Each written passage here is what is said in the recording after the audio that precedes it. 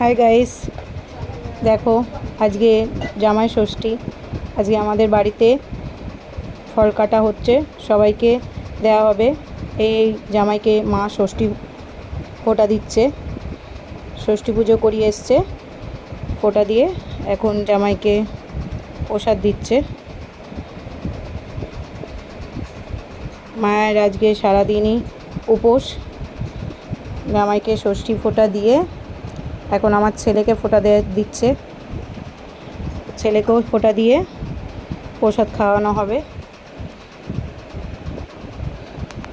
মায়ের আজকে সারাদিনই কাজ কাজ আর কাজ। বাড়িতে অনুষ্ঠান থাকা মানে প্রচুর কাজ, তোমরা সবাই জানো, নতুন করে বলার কিছু নেই। এখন আমাকে ফোঁটা দিল, আমাকেও প্রসাদ দেবে, তারপর জামাইকে ফল দেবে। মাকে আমি একটা ফোঁটা দিলাম, মাকে বললাম,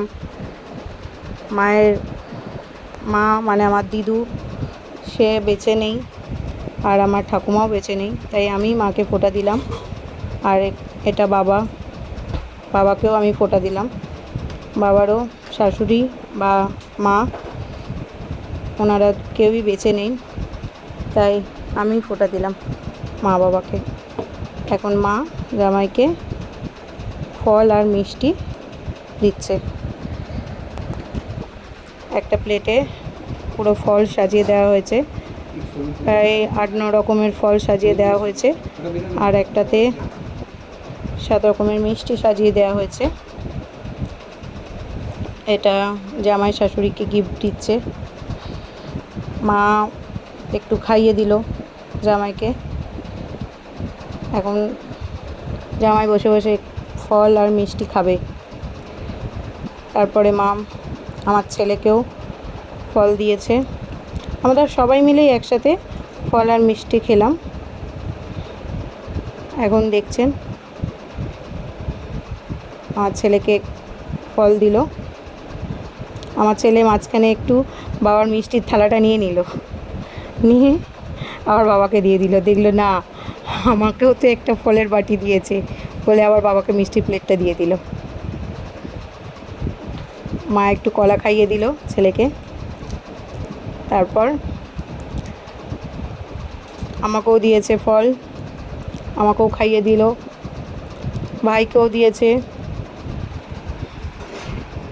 ভাই তো খুব খুশি, ফলের এত রকম ফল সাজিয়ে সুন্দর করে দেওয়া হয়েছে, ভাই খুব খুশি হয়ে গেছে। ভাইকেও মা একটা ফল খাইয়ে দিল।